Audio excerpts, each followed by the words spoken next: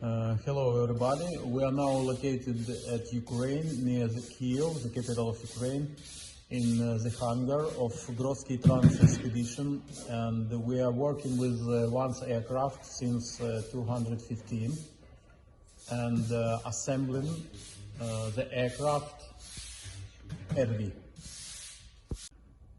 At present time we are now in hangar number 1, where we are assembling at current time 4 aircrafts, and 3 of them is RV-10 and 1 of them is RV-14.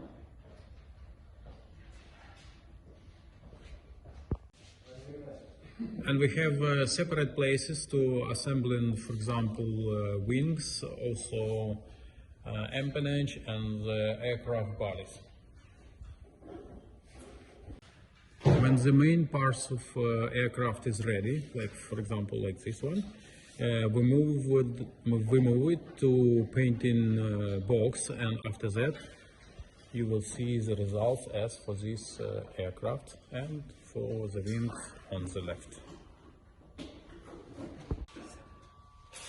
After we painting aircraft, we move it back to this hangar, and our experienced technicians install avionics and fixing it for the future demands.